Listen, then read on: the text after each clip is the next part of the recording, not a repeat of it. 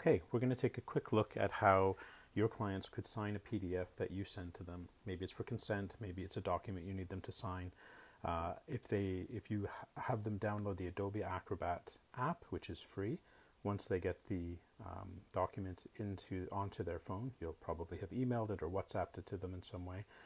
They simply need to open it, and then down in the bottom right-hand corner, you'll see the little pencil. So if they click on that, you simply tap on Fill and Sign, and then tap into the areas here. And in this case, I'm going to just simply start typing my name.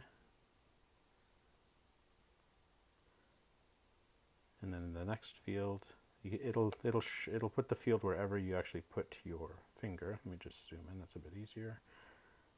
So I'm going to put today's date. And then when you get to the signature field, that's where you do something a little different. You'll notice on the bar after I tap into the field, so once you tap into the field, you get a little box like this. There's a small a, a large A, which is really increasing the font, 3 dots, which gives you more options for some of that text.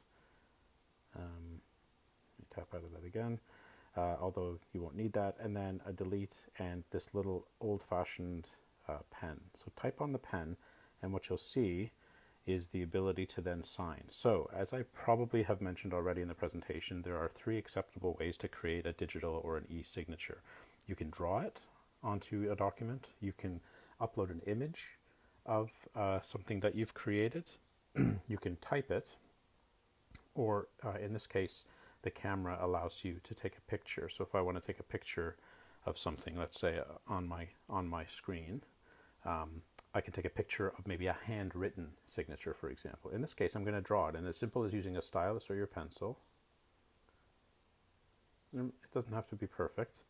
And then you can have it saved to the device if you look in the bottom left-hand corner. In this case, I'm not going to, but what that means is that this signature would be available in the future if they wanted to use it again, over and over and over again in PDF. So I'm going to click Done, and as you'll see, and I'll take it back here, you can actually tap on this and move it around a bit. You can make it a bit bigger or a bit smaller to fit into the box. But once it's done, and then you can change it. So I'm going to make it black. So it seemed to default to a blue color.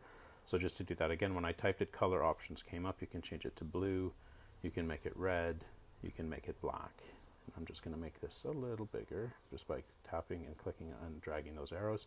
And so now, once I'm done, I simply click on Done in the top left corner.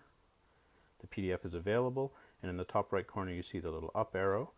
Ignore the sign in to invite people, etc., and look at the bottom where it says share a copy. So you click on share a copy, or tap on share a copy, and you can then access a variety of different ways to send it. So on WhatsApp, on email, on Slack, you can upload it to Drive, to Teams, you name it.